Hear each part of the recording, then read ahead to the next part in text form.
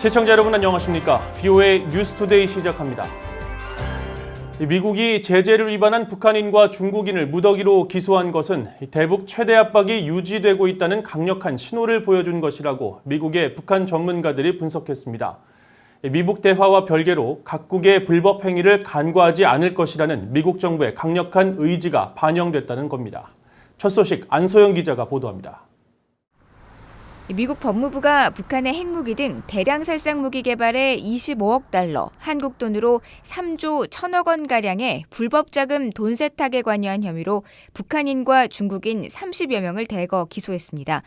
에반스 리비어 전 국무부 동아태 담당 수석 부차관보는 이번 기소는 북한이 중국의 지원을 받아 대량 살상 무기 프로그램을 개발하고 있다는 추가 증거를 제공한 것이라면서 미국이 어떠한 경우에도 북한의 불법 행위를 중단하기 위한 압력을 가할 것이라는 강력한 메시지를 보냈다고 분석했습니다. This administration, like previous administrations, has never achieved a maximum level of pressure on North Korea. Hence, the discovery of these additional violations, and we're just going to have to lift our game. 마크 피츠패트릭 국제전략문제연구소 연구원은 미국의 대북 정책인 최대 압박이 사라지지 않았음을 보여주는 것이라면서 대규모 기소를 통해 최대 압박 정책에 대한 미국 행정부의 진지함과 심각성을 보여줬다고 지적했습니다. It sends a strong signal to North Korea that the United States is continuing its policy of maximum pressure. It should be realized that these are not new kinds of sanctions. They are additional designations under existing sanctions. But the number of people sanctioned and the fact that they include Chinese nationals. 조셉 디티라니 전 육자회담 미국 측 차석 대표는 이번 기소를 통해 북한이 대화의 장으로 돌아와야만 한다는 미국의 메시지가 더 분명해졌다고 말했습니다. The U.S. is showing that we will continue to implement all sanctions that are on the books in regards to North Korea. These issues can be discussed if there is a meeting. I mean, if North Korea wants sanctions lifted, as they said in Hanoi, a working meeting could discuss the lifting of sanctions. 이번 기소는 제재 위반에 대한 미국 법무부 차원의 조치라는 분석도 나옵니다. 미국 사법당국이 제재 위반 대상자를 상대로 한 조치로 외교와는 별개로 봐야 한다는 겁니다.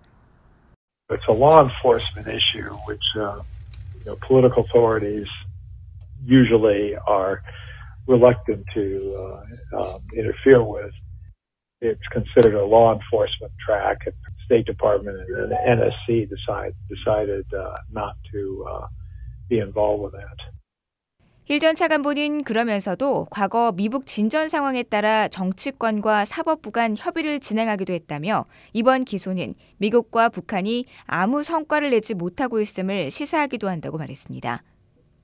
전문가들은 최근 신종 코로나 바이러스 사태와 홍콩 보안법 제정 문제로 미중 간 갈등이 격화하고 있는 가운데 나온 이번 법무부 조치는 양국 관계를 더 복잡하게 만들어 향후 미북 관계에도 영향을 줄 것이라고 전망했습니다. VOA 뉴스 안소영입니다.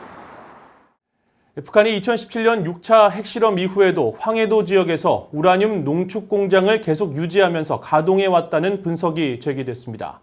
특히 해당 공장에서 인근 호수로 오염물질을 계속 배출한 것과 건물이 보수된 흔적 등이 근거로 제시됐습니다.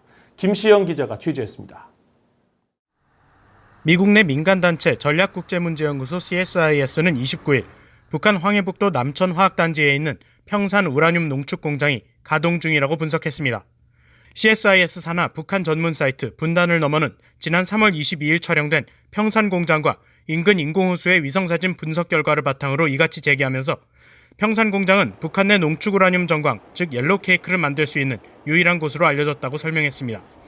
옐로우 케이크는 천연 우라늄을 정제한 물질로 핵 발전용 연료나 핵무기용 고농축 우라늄을 만드는 데 쓰일 수 있는 원료입니다.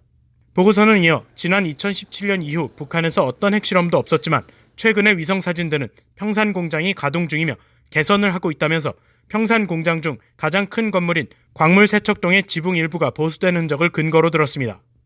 특히 평산 공장 남쪽의 인공호수로 나 있는 두 곳의 배출구로 오염물질이 방류되고 있다는 점을 강조했습니다.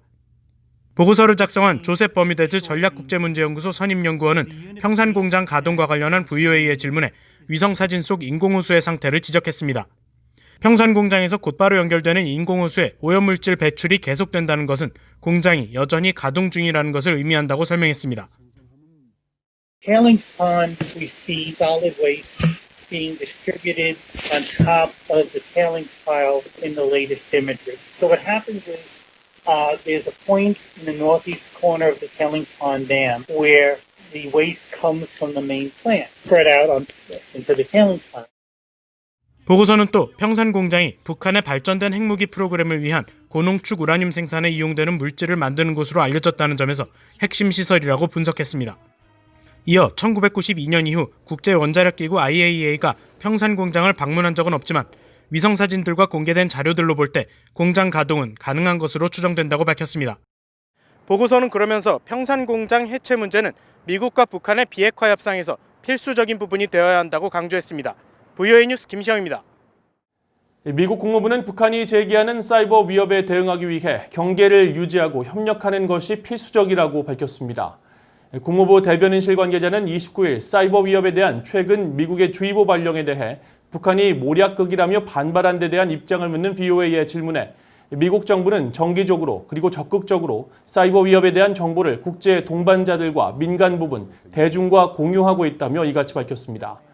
그러면서 이번 주의보는 미국 정부의 기존 자원에 관한 정보를 한 곳에서 대조하고 정책 개요를 제공하며 북한의 사이버 위협에 대응하기 위한 조치를 권고했다고 설명했습니다. 미국 국무부와 재무부, 국토안보부, 연방수사국, FBI 등 4개 부처는 지난달 15일 북한의 사이버 위협에 대한 주의보를 합동으로 발령한 바 있습니다. 독일 정부가 베를린 주재 북한 대사관이 불법으로 임대해 영업 중이던 숙박업체 시티 호스텔의 사업자 등록을 취소하고 영구 폐쇄 조치한 것으로 알려졌습니다. 베를린 주재 북한 대사관이 위치한 베를린시 미테구의 슈테판 폰다셀 구청장은 29일 시티 호스텔 측이 대북 제재 위반 사실이 없다고 주장하며 항소했지만 지난 1월 말 베를린 행정법원이 폐쇄 조치에 대한 최종 항소를 기각함에 따라 이날 시티 호스텔에 대한 사업자 등록을 취소했다고 밝혔다고 독일 DPA 통신이 보도했습니다. 이에 따라 독일에서 신종 코로나 바이러스가 확산됨에 따라 당국의 호텔 운영 중지 명령이 내려진 지난 3월 중순 이후 사실상 폐쇄됐던 시티 호스텔은 다시 운영을 재개할 수 없게 됐습니다. 앞서 독일 외교부는 이달 초 VOA에 해당 업체가 베를린 행정당국의 폐쇄 명령에 따라 문을 닫았다고 밝혔지만 영구적 폐쇄 여부에 대해서는 언급하지 않았으며 시티 호스텔 측은 5월 내로 영업을 재개할 계획이라고 밝힌 바 있습니다. 미국 국제종교자유위원회가 북한에 억류된 한국계 중국인 장문석 씨의 구명운동을 후원하고 수감자들에 대한 북한의 인권 탄압 실태를 알리기 위한 캠페인을 펼칩니다. 국제종교자유위원회는 29일 미국 의회와 연대한 종교 양심수 프로젝트의 일환으로 수감자와의 결연을 통해 수감자의 사연과 해당국의 인권 실태를 전 세계에 알리기 위해 북한에 억류된 한국계 중국인 기독교도 장문석 씨와 베트남 출신 아다우 기독교 목사와 결연을 맺었다고 발표했습니다. 국제종교자유위원회는 장문석 씨가 2014년 11월 북중 국경지대에서 북한 요원들에게 납치된 뒤 북한으로 끌려가 현재 15년의 노동교화형을 선고받고 복역 중이라고 밝혔습니다. 그러면서 장 씨가 범죄를 저지르지 않았고 북한 정부를 상대로 어떤 행동도 하지 않았지만 북한이 종교를 두려워해 그를 수용소로 보냈다면서 북한 내 장 씨와 같이 억울하게 억류된 수천 명의 피해자들을 잊지 말아야 한다고 강조했습니다. 이상으로 VOA 뉴스투데이를 마칩니다. 시청해주신 여러분 고맙습니다.